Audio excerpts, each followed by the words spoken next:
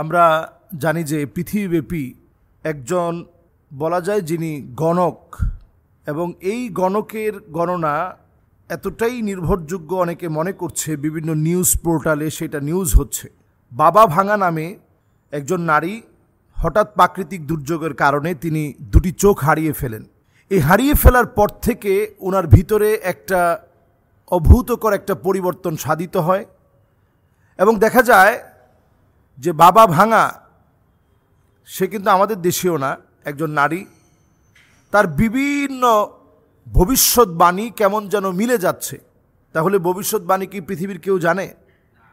ভবিষ্যৎবাণী একমাত্র আল্লাহ রাব্বুল আলামিন জানেন, অন্য কেউ ভবিষ্যৎবাণী সম্পর্কে, ভবিষ্যতের জ্ঞান সম্পর্কে কেউ কিছু জানে না।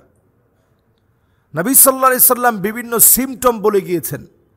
বাবা ভাঙার 1996 সনে তিনি মারা যান, অথচ সেই সময়ের করা বিভিন্ন ভবিষ্যৎবাণী 2025 সম্পর্কে তিনি বলে গিয়েছিলেন এই 25 সাল হবে তৃতীয় বিশ্বযুদ্ধের বৎসর,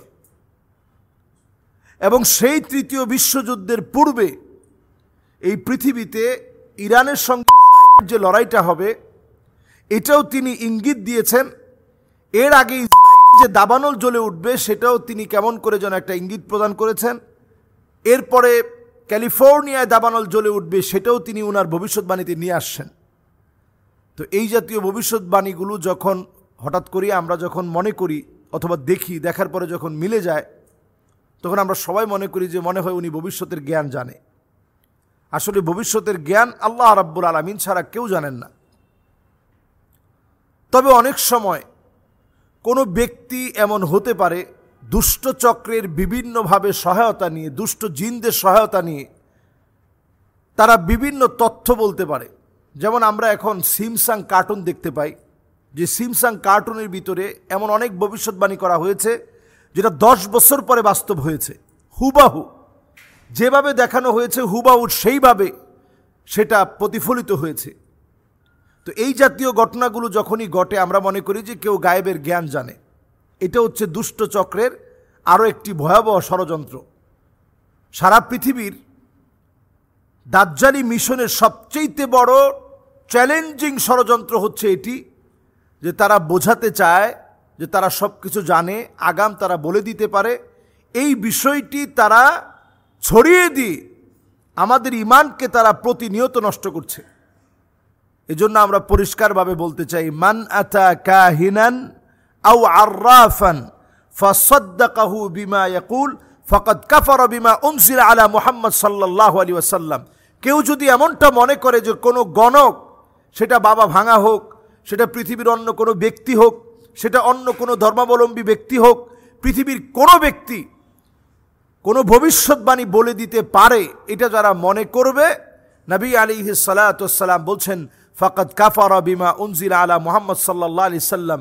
ওই ব্যক্তি কেমন যেন মুহাম্মদ সাল্লাল্লাহু আলাইহি ওয়াসাল্লামের আকাশচুম্বী কোরআন এবং নবীজি সাল্লাল্লাহু আলাইহি ওয়াসাল্লামের উপরে নাজিলকৃত এই কোরআনের পরে নবীজির মান শান ইজ্জতকে নষ্ট করার জন্য যথেষ্ট কাজ করলো, কারণ সে কোরআনের বিরুদ্ধে দাঁড়ালো। সুতরাং বাবা ভাঙা সহ এই পৃথিবীর আরও যত এরকম জ্যোতির্বিদ অথবা গণক আসবে অথবা আধ্যাত্মিক কোনো ব্যক্তি কিছু বলবে, সেটা বিশ্বাস করা যাবে না। যেমন বাবা ভাঙা একটি কথা বলেছেন যে এই পৃথিবী শেষ হবে প্রায় 5076 সনে। আজকে কিন্তু 2025 সাল চলছে। 5076 সনে এই পৃথিবী ধ্বংস হবে, এবং ধ্বংসের কারণ হিসেবে তিনি বলেছেন যে এই ধ্বংস হবে প্রাকৃতিক দুর্যোগের কারণে। প্রাকৃতিক বিভিন্ন দুর্যোগ, এই দুর্যোগের কারণে এই পৃথিবীটা ধ্বংস হয়ে যাবে। তো এইরকম অনেক উদ্ভট কথাও তিনি বলেছেন যেগুলোর কোনো সত্যতা মিলেনি।